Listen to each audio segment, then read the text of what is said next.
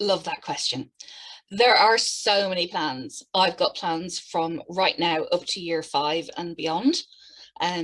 So the idea is we're starting off with various schemes. For example, at the moment, I'm looking into health inequalities when it comes to sexual health checks. Just applied for some funding on that.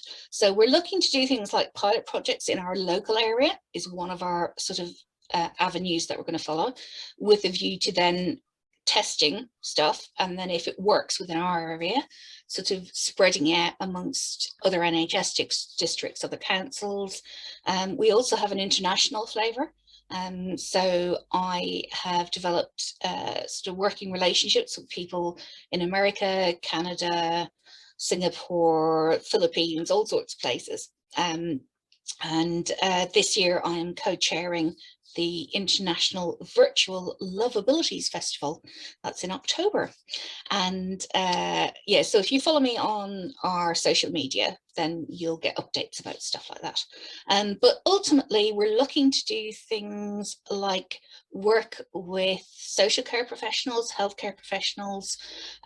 We'll be running our own courses that we'll be hosting, but then we're also available for individual companies to hire us in to do lots of training events. So if it's about anything around the subject of sexual health, sexual expression, disability, long-term health conditions, also carers get forgotten about a lot. So I've been a carer at every stage of my life. And Mike has been a carer for quite a long time too. Mike is my partner, who is my sort of co-person that we've created Swad together. It was my idea, but he's been in it very much from the start. And we're going to be doing, we've already done university work where we've gone and spoken to student occupational therapists. They are a fantastic resource, and we're trying to catch them young so that we can positively influence how they interact with the people that they're assessing, and looking to take the sort of cringe factor and the awkwardness out of some of these conversations, and just explaining to health professionals that if they're waiting for their patients, for want of a better word, to bring up the subject of sex and intimacy, it's oftentimes not going to happen. And we know that because we've asked people. We had a stand at a major national disability exhibition a few years back, NADEX, and we had 700 people that came to speak to us over 3 days.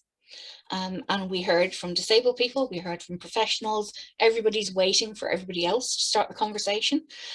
So I feel like we're almost matchmakers in that we're sort of saying, okay, it's like you say this and you say this, so let's just get you together.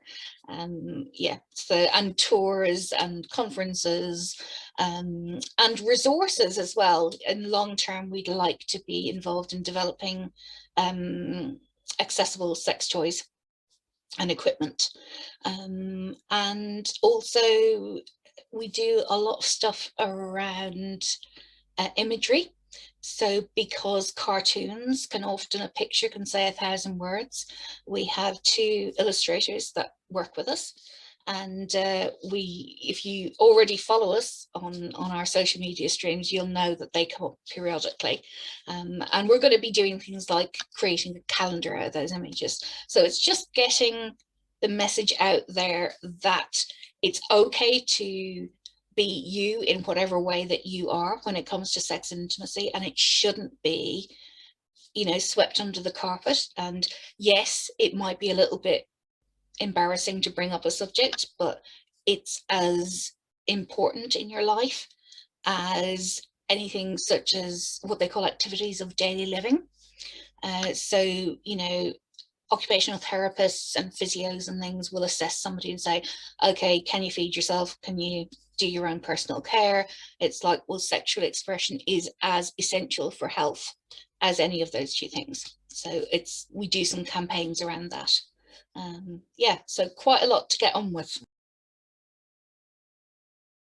The website has all of our social media streams links, whatever. I'm not really techie. Thankfully, the lovely Mike, my partner, is. So I'm like, Mike, can you help me? And he's really good. And yeah, but you know, we have our Twitter accounts, Facebook. We're also on Instagram. So yeah, we're all out there. And obviously, you're welcome to private message me. I would say that anybody who messages me going hello beautiful and other slightly more unsavory comments will be blocked. Please don't waste my time by contacting me, as you know, it's like I can't get over how professional unprofessional people can be sometimes. So yeah, we're happy to talk about a lot of stuff, but I am not a telephone sex line. You know, this is not happening. So, yeah, I think I've put that as delicately as I can, really.